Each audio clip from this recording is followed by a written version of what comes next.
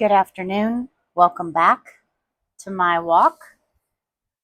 We have successfully gotten to 2 Samuel, and we're a little more than halfway through. So let's pray. Holy Spirit, we welcome you here. We thank you for always being with us, leading us, guiding us, directing our thoughts, our steps, our days. Thank you for convicting us and never condemning us, because condemnation doesn't come from you, it comes from the enemy. We ask you and we thank you for opening up our spiritual eyes and ears, our minds and our hearts to you. We thank you for spiritual wisdom, revelation, understanding, enlightenment, discernment, knowledge, and discerning of spirits. And we ask you and we thank you for forgiving us of all of our sins, past, present, future, known, unknown, intentional, unintentional, and transgressions. In the holy and mighty name of King Jesus. Okay, 2 Samuel, chapter 15, Absalom's plot. And it happened after this that Absalom prepared chariots and horses and 15 men to run before him. And Absalom rose up early and stood beside the road of the gate.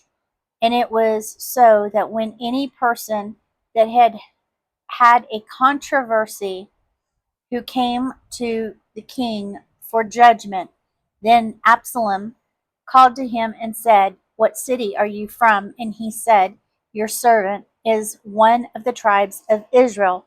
Then Absalom said to him, "See, your matters are good and right, but there is no man deputized by the king to hear you." And Absalom said, "Moreover, oh, that I were made judge in the land, so every man who has any suit or cause could come to me, and I would do justice." Excuse me. And it was so that when any man came near to pay homage, he put out his hand and took him and kissed him. And Absalom did like to this to all Israel who came to the king for judgment. So Absalom stole the hearts of the people of Israel. Absalom's rebellion. And it happened after 40 years that Absalom said to the king, "Please now let me go and pay my vow, which I have vowed to the Lord in Hebron, for your servant vowed a vow while I was staying in Geshur in Syria, saying, If the Lord brings me back indeed to Jerusalem, then I shall serve the Lord." And the king said to him, "Go in peace." So he got up and he went to Hebron. But Absalom sent spies throughout all the tribes of Israel, saying, "As soon as you hear the sound of the shofar, then you will say, 'Absalom reigns in Hebron.'" And 200 men who were called went with Absalom from Jerusalem, and then went in their innocence, and they did not know anything. And Absalom sent for Ahithophel the Golonite, David's counselor, from his city, from Gilo, while he offered sacrifices. And the conspiracy was strong, for the people increased continually with Absalom. And a messenger came to David, saying, "The hearts of the men of Israel are after Absalom." And David said to all his servants who were with him in Jerusalem, "Get up, let us flee, for we will not escape from Absalom. Make speed to depart, or he might overtake us suddenly and bring evil upon us and strike the city with the edge of the sword." And the king's servants said to the king, "Behold, your servants are ready to do whatever my lord the king will appoint." And the king went out and all his household after him. And the king left 10 women concubines to keep the house. And the king went out, and all of the people after him waited in Beit Merhak. Okay, so this was apparently a far house, probably the easternmost area of Jerusalem. And all his servants passed alongside of him, and all of the Cherethites and all of the Pelethites. These were Philistine mercenaries, and they were David's bodyguards. And all Gittim, 600 men who followed him from Gath, passed on before the king. Then the king said to Attai the Gittite, "Why are you going with us? Return to your place and stay with the king, for you are a stranger and also in exile, and you only came yesterday. Also, should I this day make you go up and down with us, seeing I go wherever I can? You go back and you take your brothers back with you in loving kindness and in truth." And Ittai answered the king and said, "As the Lord lives, and as my lord the king lives, surely in what place my lord the king will be, whether in death or life, even there will your servant also be." And David said to Ittai, "Go, cross." And Ittai the Gittite and all of his men and all of the little ones who were with him crossed over. And the whole country wept with a loud voice, and all of the people crossed over. And the king also himself crossed over the brook Kidron, and all of the people crossed toward the way of the wilderness. And behold, Zadok also and all the Levites were with him, bearing the ark of the covenant of God. And they set the ark of God down, and Abiathar went up until all of the people had passed out of the city. And the king said to Zadok, "Carry the ark of God, break into 2 cities. And if I shall find favor in the eyes of the Lord, and he will bring me back and show me both it and his dwelling. But if he says something like this, I have no delight in you, behold, here I am. Let him do to me as seems good to you." And the king also said to Zadok the priest, "Do you see? Return to the city in peace, and your 2 sons with you, Ahimaaz your son, and Jonathan the son of Abiathar. And see, I shall wait in the plain of the wilderness until word comes from you to inform me." There Zadok and Abiathar carried the ark of God back to Jerusalem, and they waited there. David went up by the ascent of the Mount of Olives, and wept as he went up, and had his head covered, and he went barefoot all the way. And the people were with him, and every man covered his head and went up weeping as they went up. And David was told, saying, "Ahithophel is among the conspirators with Absalom." And David said, "Lord, I pray you, turn the counsel of Ahithophel into foolishness."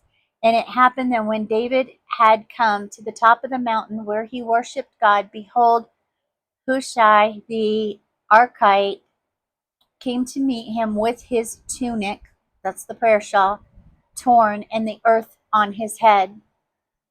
And David said to him, "If you cross with me, then you will be a burden to me.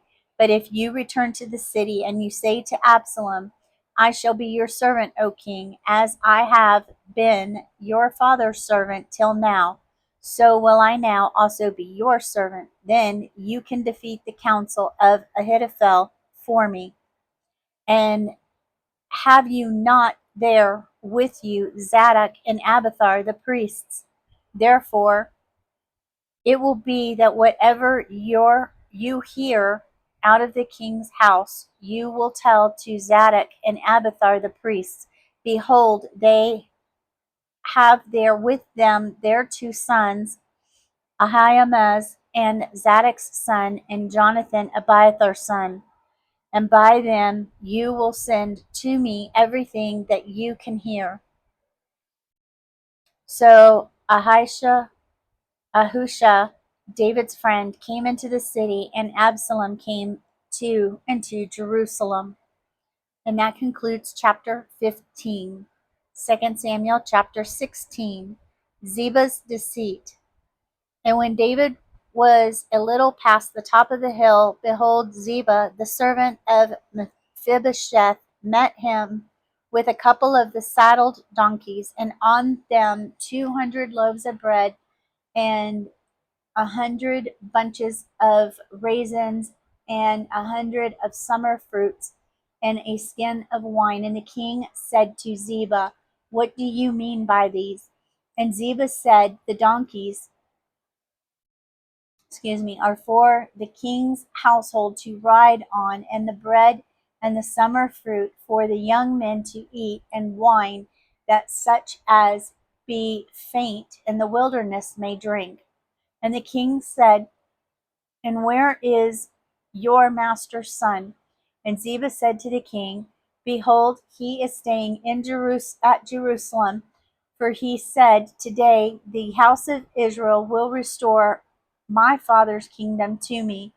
And then the king said to Ziba, behold, all that belonged to Mephibosheth is yours. And Ziba said, I humbly beseech you that I may find favor in your sight, my lord, O king. David's retreat. And when King David came into Bahurim,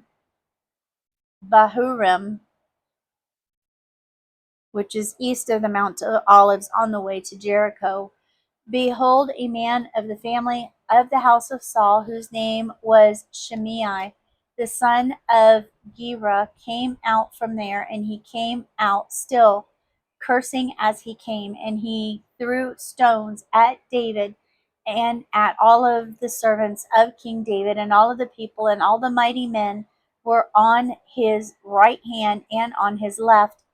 And when Shimei cursed, he said thus, come out, you bloody man, and you wicked man.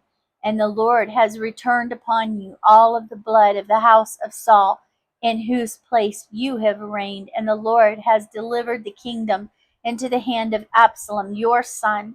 And behold, you are taken in your bad behavior, because you are a bloody man.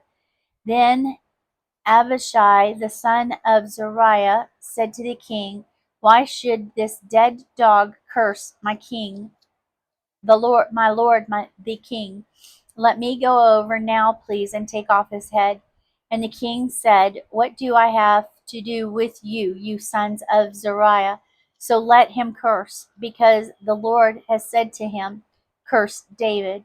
Who will then say, why have you done so? And David said to Abishai, to his servants, behold, my son, who came out of my body, is seeking my life. Okay, I want to talk about this for a second. So they're wanting to take off this guy's head, not King David, but who was it? Abishai wanted to take off this guy's head for cursing the king. And here David, again, like he did with Saul, is representing the same exact behavior, thought process, doings that Jesus did. Because he replied, where is it? And he said, and David said to Abishai and to all of his servants, behold my son who came out. No, not that one.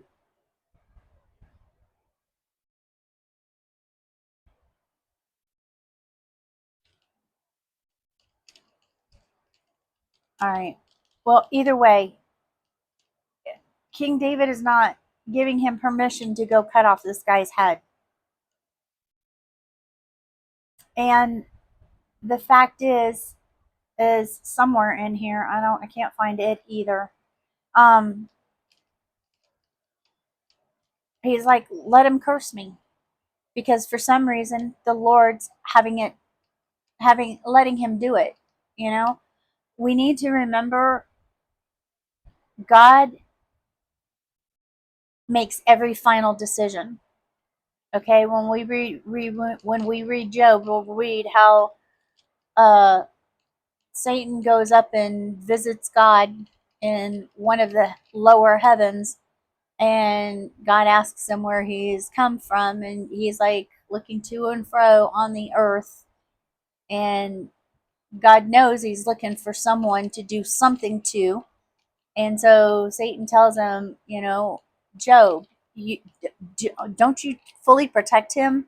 Like, he's got everything. You've made his life peachy king and perfect, And so God gives him permission on two different occasions, all in the same time frame, to destroy everything that Job has. Because Satan's like, let me do this and he'll curse you. Job will curse you. Job didn't curse God. And then there was a second incident where he lost everything all over again. And he's like, well, that's because you're protecting him, not just his stuff, his children and his family and his cattle and all that, but you're protecting him too. And so God gives him permission to do what he wanted to Job, but that he was not allowed to take his life. God always has final say.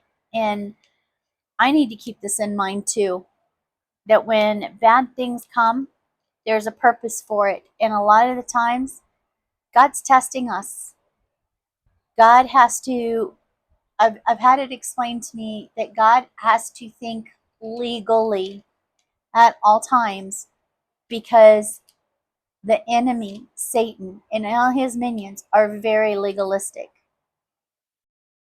And that's part of the reason why sometimes we need to just to go into the courts of heaven and plead our case. But the Bible also tells us to quickly agree with our adversary. So when we first come in, yes, I did this. Yes, I'm guilty of something. Da da da da da da. But because of Christ being crucified for me, I live under grace. I don't live under law. Anyhow, I need to keep that in mind, and I hope y'all do too. Anyhow, and David said to Abishai and to all of his servants, behold, my son who came out of my body is seeking my life. How much more now can this Benjamite do it? Let him alone and let him curse, for the Lord has bidden him, and it may be that the Lord will look on my affliction, and that the Lord will repay me good for his cursing this day. And as David and his men went by the way, Shemaiah went along on the hills, the side opposite of him, and cursed as he went, and threw stones at him, and threw dust at him. And the king and all of the people who were with him grew weary and refreshed themselves there.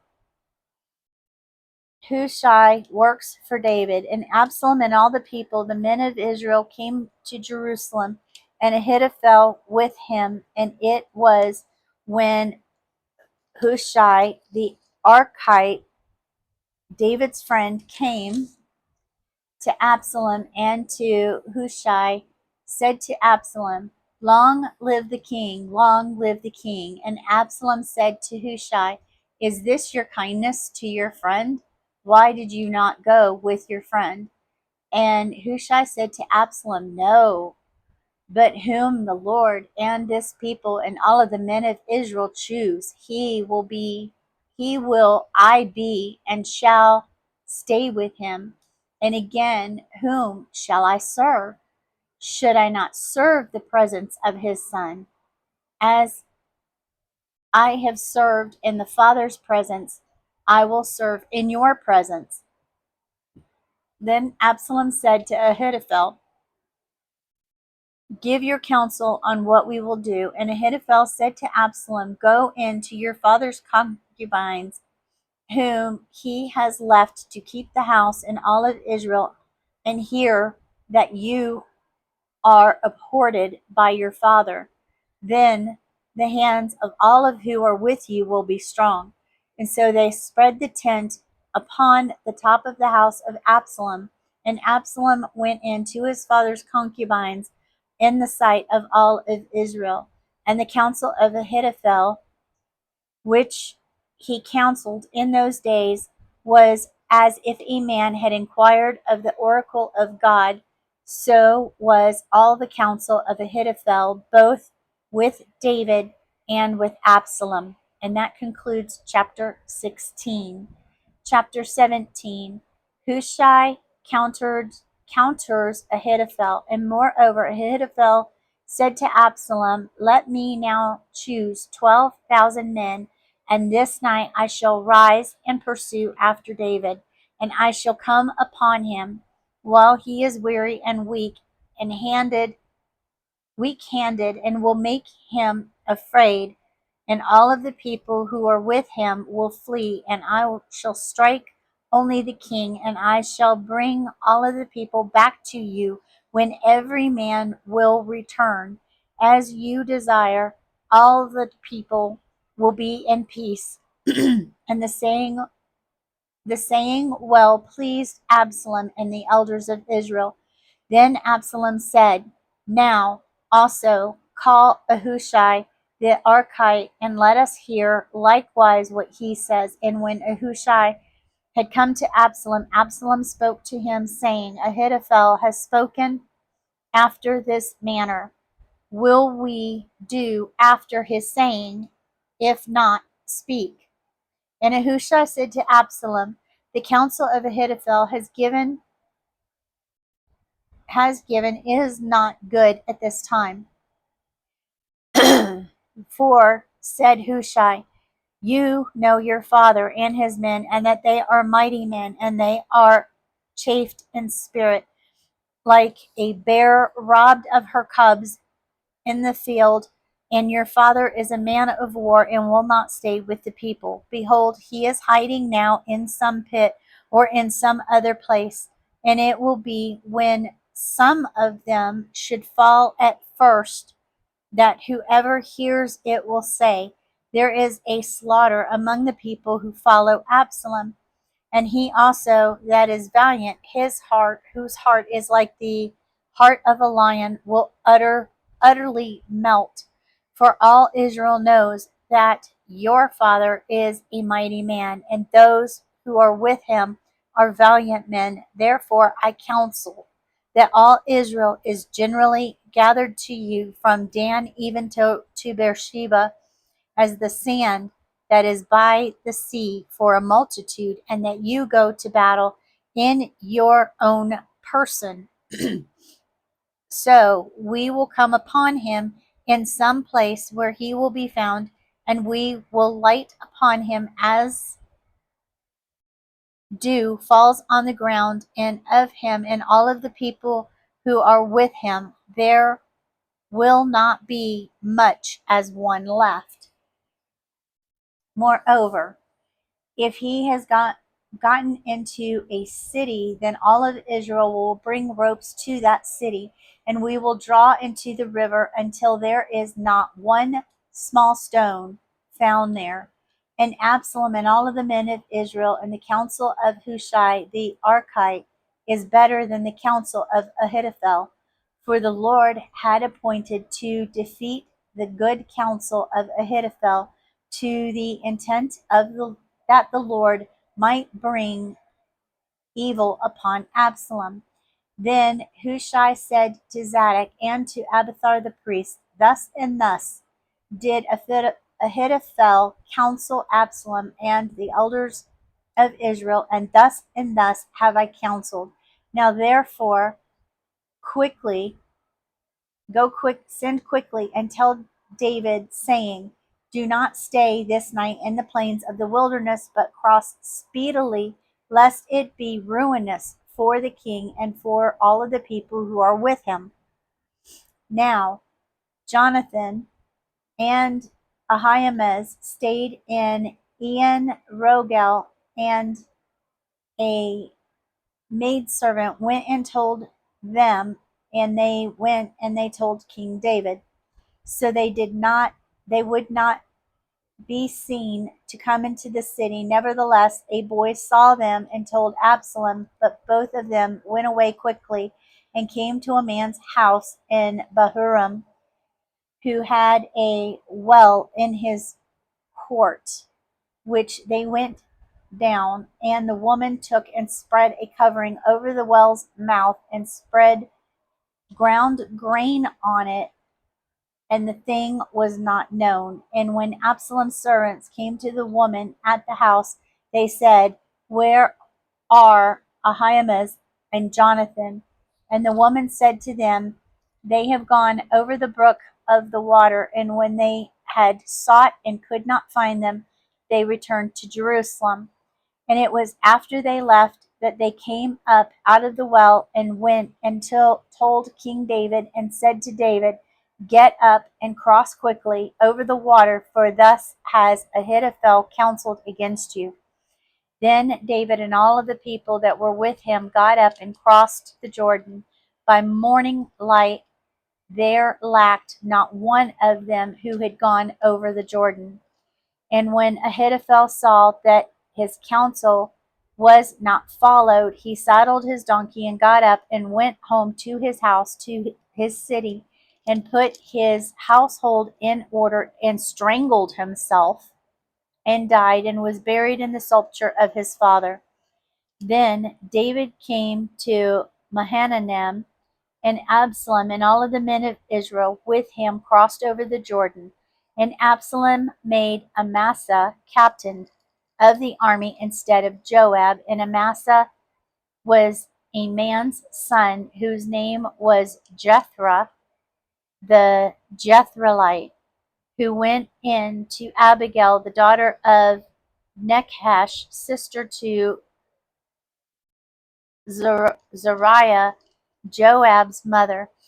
So Israel and Absalom camped in the land of Gilead. And it happened when David had come to Mahanaim that Shovi, the son of Nahash of Reba of the children of Ammon, and Machir, the son of Amiel of Lo Dever, and Barzillai, the Gal- hold on, the Gileadite of Regalim, brought beds, basins, and earthen vessels, wheat, flour, parched grain, beans, lentils, roasted grains, honey, butter, sheep, and cheese of cows for David and for the people who were with him to eat. And they said, "The people are hungry and weary and thirsty in the wilderness." And that concludes chapter 17. I will see you in the next segment. I call you the head and not the tail, above and not beneath, highly blessed and highly favored of the Lord.